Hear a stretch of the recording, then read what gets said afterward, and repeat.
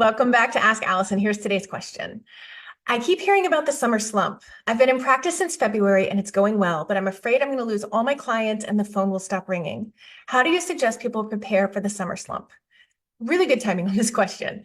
Before I answer it, I'd like to thank TherapyNotes. They're the #1 rated electronic health record system available today with live telephone support 7 days a week. It's clear why TherapyNotes is rated 4.9 out of 5 stars on Trustpilot and has a 5-star rating on Google. TherapyNotes makes billing, scheduling, note-taking, and telehealth incredibly easy, and they also offer e-prescribing for you prescribers out there.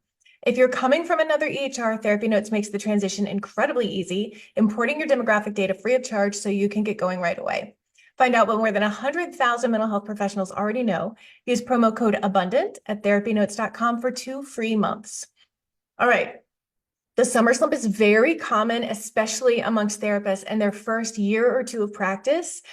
Therapists who work with kids and teens, and therapists who work with people whose lives are dictated by the school calendar, like at-home parents or parents with a lot of flexibility with their job, teachers and administrators. I know that this doesn't feel like it when you're worried, but most adults are spending their summers just like they spend their falls and winters, going to work every day, finding childcare or camps as much as they can, or working from home while taking care of their kids. Maybe they're going on some vacations, but the vast majority of adults are not spending their entire summer abroad or something. But let's take a moment to appreciate real quick how freaking hard all these months off of school are for working parents. I feel like we just need a moment for that. But there is another impact on therapy attendance, and that is the nicer weather, the longer days. So for many, that's definitely not all of our clients, but for many, things are feeling a little lighter. They're enjoying more social time. Since outdoors and community are good for humans, we tend to feel a little bit better and sometimes deprioritize therapy because our problems don't feel as huge. So we've got school summer vacation and we have nicer weather, and those are kind of the whys of the summer slump. The reason it tends to happen more in the first couple of years of being in practice is you don't have as many potential clients calling each week in the earlier stages of your practice as you will later on. Don't worry, if you are using marketing best practices, you're definitely going to be there within 1 to 2 years.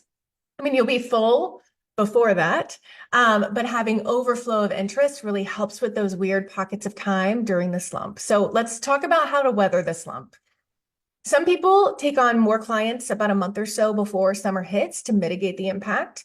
If you're seeing 4 more people per week, putting that extra money away to help float you for the summer, and say maybe 4 clients have really hit or miss schedules throughout the summer, like you're still seeing your average number of people if you've increased your caseload slightly and then some are falling off. If you don't absolutely need the money, you could just have an easier summer. Or if you want next summer to be an easy summer where you see maybe half the clients, you can take on more clients during the school year and bank the extra money.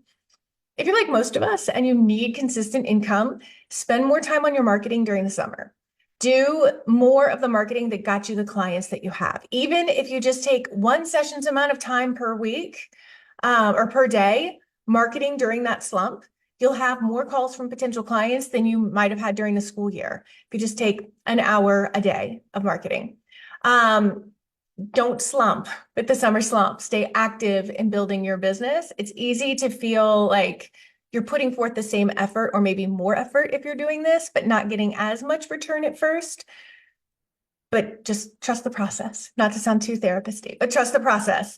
As long as you're doing your marketing strategies well, if you're using best practices, you're solid. What I've done in my business over the last several years is look at the average of what I make in a year, which you can start tracking data-wise now. And then I pay myself the average profit every month. That way I make the same amount every month. I love a reliable income. And if there's any excess at the end of the year, then I can, after I contribute to my business savings account, because we all need a cushion, I get a bonus.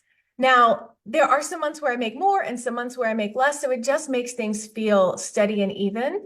And I like knowing what I can count on.